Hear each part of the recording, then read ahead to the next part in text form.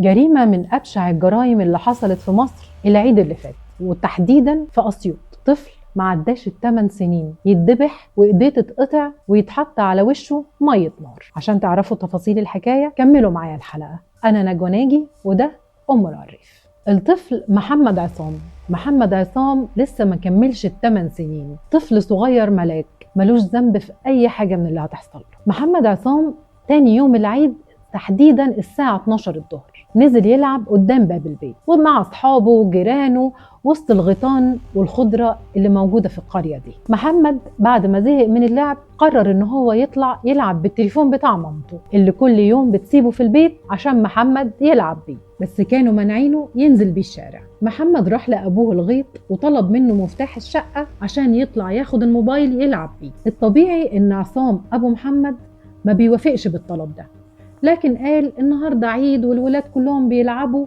ليه لأ؟ وبالفعل عصام وافق، ويا ريته ما وافق. محمد أخد مفتاح الشقة وطلع أخد الموبايل من على الشاحن ونزل يلعب بيه. بعد شوية مامته جت بتدور على محمد، مش موجود، بتدور على الموبايل كمان مش موجود. طبعا عرفت ان محمد اخد الموبايل ونزل يلعب بيه. بدأت تقلق لما الوقت بدأ يعدي. كلمت عصام وقالت له دور على محمد لانه مش موجود في البيت. عصام فضل يتصل على رقم التليفون اللي مع محمد بس التليفون كان مقفول. بدأوا يقلقوا. عصام رجع البيت وسأل مراته إذا كان محمد جه ولا لا، وقالت له إن لسه ما طلعش. نزل هو ومراته وبدأوا كمان الجيران يدوروا معاهم. فضلوا يدوروا بين الغيطان وفي الأرض وعند الجيران وفي كل حتة حواليهم، لكن للأسف محمد اختفى. فاصل ونعود.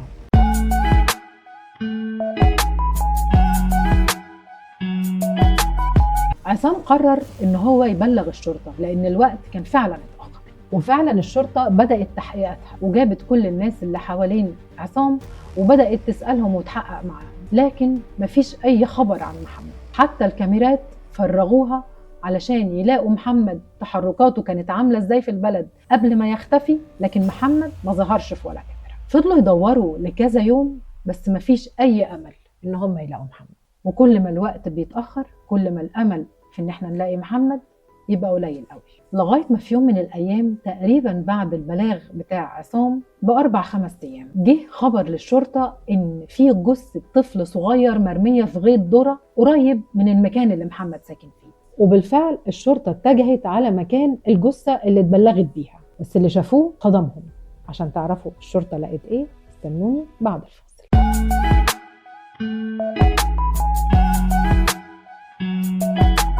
أول ما الشرطة وصلت المكان وبصوا على الجثة لقوها جثة طفل صغير تقريبا عمره بيتراوح من 7 ل8 سنين، لكن الجثة كانت مذبوحة، فعلا مذبوحة من أول لآخر، رقبته بسكينة. غير كده إيديه الاتنين متقطعين، والأوحش من كده إن اللي قتله رمى على وشه مية نار عشان يخفي ملامح الجثة ومحدش يتعرف عليه. أنا مش عارفة جابوا القلب الجاحد ده منين. الشرطة بدأت بنقل الجثة على المشرحة واتصلوا بعصام أبو محمد عشان يجي يتعرف إذا كان الجثة دي بتاعت محمد ولا لا. اللي لقيتها ولدي وملامح ولدي وهو ولدي 100%، ليا من لبسه ومن شكله ملامح وشه قاعد، بس أول ما شفت الموقف ما قدرتش نستحمل. فاصل ونعود.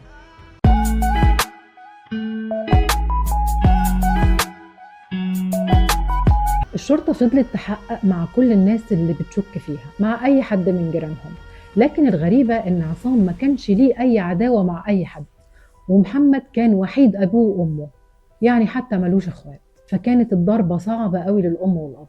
حال البلد كله اتشقلب بعد الجريمة دي. بعد تحقيقات كتير لأيام طويلة الشرطة توصلت ل3 أشخاص مشكوك فيهم. الغريبة بقى إن دول ولاد عم محمد، ودي حاجة صعبة قوي إن اللي يغدر بيك يبقى من دمك. وبعد التحقيق معاهم اعترفوا فعلا إن هم اللي ارتكبوا الجريمة دي وقتلوا محمد علشان ياخدوا منه الموبايل. في اعترافاتهم قالوا إن هم شافوا محمد في الشارع بيلعب بالموبايل، فعينيهم زغللت على الموبايل. أخدوا محمد بعيد شوية وبدأوا بتكميمه، حطوا إيديهم على بقه علشان ما يصوتش. محمد اداهم الموبايل، لكن هم خافوا إن محمد يروح يعترف لأبوه ويقول له على اللي حصل، فطبعا راحوا مطلعين سكينة وبدم بارد ذبحوا ابن عمهم. الطفل الصغير اللي ملوش ذنب في حاجه. فاصل وانا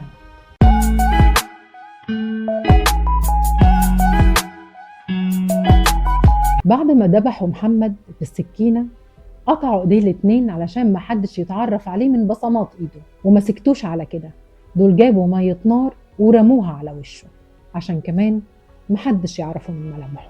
والغباء بقى اللي انا مستغرباه جدا ان هم حرقوا الموبايل. يعني انتوا اصلا قمتوا بالجريمه دي من اولها علشان الموبايل، في الاخر تحرقوا الموبايل؟ طب استفدتوا ايه غير ان انتوا قتلتوا ابن عمكم الطفل البريء اللي ملوش ذنب في حاجه؟ بجد انا لو من جهات التحقيق واصدار الحكم كنت حكمت عليهم بالاعدام علشان قلبي يرتاح. المهم خلينا نرجع لبقيه الحكايه. في كلام تاني اتقال ان السبب في كل اللي حصل ده دجال طلب من عم محمد ان هو يقتل طفل صغير قدام باب مقبره علشان الباب بتاع المقبره ده يتفتح. ومش بس كده، ده لازم الاطراف بتاعه الجثه دي تتحط على باب المقبره، فعلشان كده قطعوا ايديه. وطبعا اتقبض كمان على عم محمد. لكن ايا كان السبب في الجريمه دي فدي حاجه بجد صعبه جدا، وخصوصا على الام والاب. لو انتوا مكانهم كنتوا هتحسوا بايه؟ دلوقتي الحكم لسه ما صدرش على اللي قتلوا محمد. ارجوكم شير ولايك للفيديو علشان نوصل لاكبر عدد من الناس علشان نشاركهم حزنهم. ويا ريت تكتبوا لي في الكومنتات لو انتوا مكان الام والاب كنتوا تحكموا بايه على اللي قتلوا محمد. كنت معاكم انا نجوى ناجي، وده ام العريف، واستنوني الحلقه الجايه بحاجه جامده جدا.